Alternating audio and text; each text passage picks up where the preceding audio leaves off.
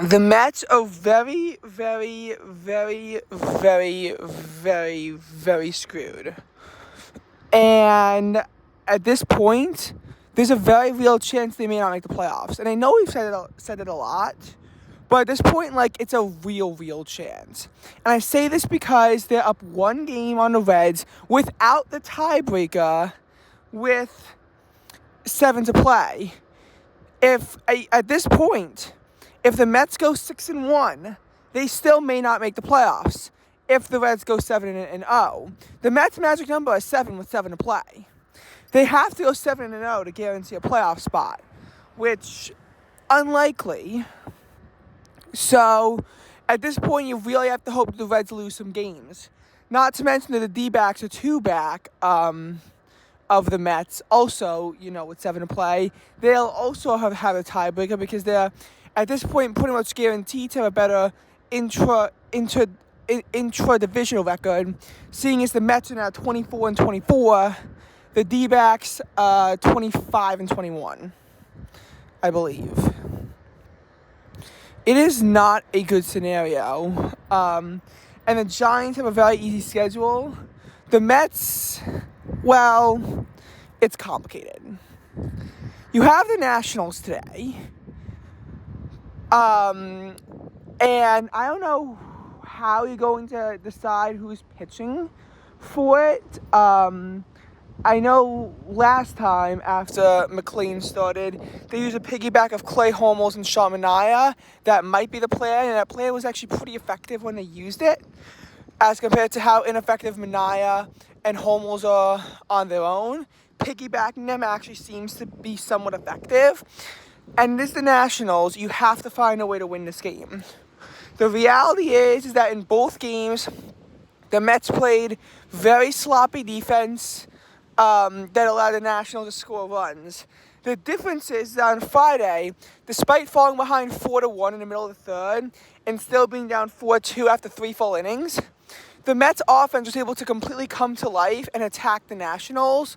So they're able to win the game 12-6 because of this offensive explosion. On Saturday, they didn't have that. They were down 3-0 after 7, 3-2 after 8. And it looked like the Mets were finally going to snap their 0-for-65 when trailing after 8 innings. But in horrifying fashion, you have Soto stealing third and Lindor stealing second. Look, I fully get Soto stealing third so a sac fly wins the game. But Lindor has to know to not steal second. If Lindor stays on first, yes, the Nationals may intentionally walk Pete Alonso, but it's not a guarantee, since the double play is on the table anyway.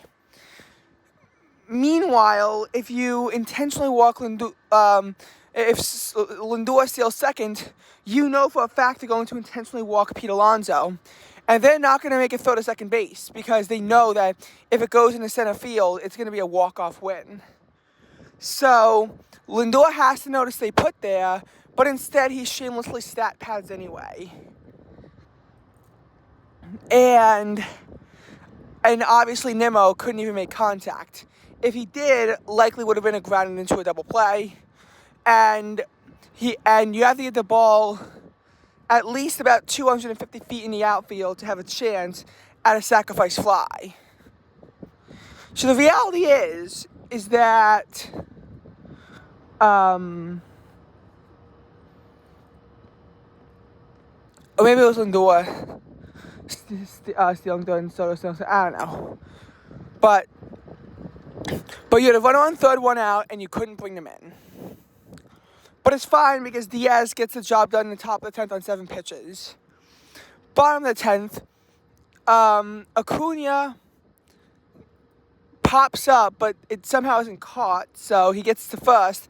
Marte does not have the situational awareness to go to third, and then Alvarez grounds it into a double play, which, makes sense, although there's really no one to pinch hit for him at that point, as you already depleted your bench. And then the 11th happens with the inside the park home run where the Mets need to learn better defensive alignment. They gave the Nationals 2 unearned runs because neither Soto nor Alonso can field, apparently. Not to mention Lindor also made a mistake, although at least his mistake was more understandable, seeing as sometimes double plays just can't be turned. And those lead to run scoring. But the reality is that you need to have someone back there to help Mullins out, especially with a fast runner, seeing as that ball was going to be a triple either way. He was just fast enough to make it inside the park home run.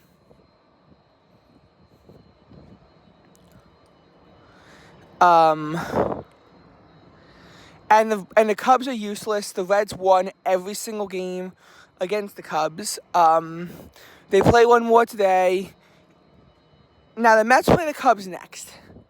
So one would think that, if the Cubs are playing a hangover, maybe they'll play easy on the Mets. But you haven't really watched Mets baseball if you think that's the case. You know the Cubs are going to try hard on us after they lay down and dive us the Reds.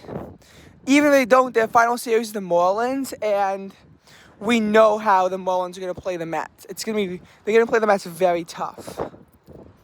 The reality is that at this point, the Mets really are not going to be able to make the playoffs. Their season is basically over. It's dead in the water. If you can't come back when you're trailing after 8 innings, you're not going to make the playoffs. And they're going to choke in what could really be one of the most embarrassing collapses of the season. Although the Tigers would honestly like to have a word about that at this point.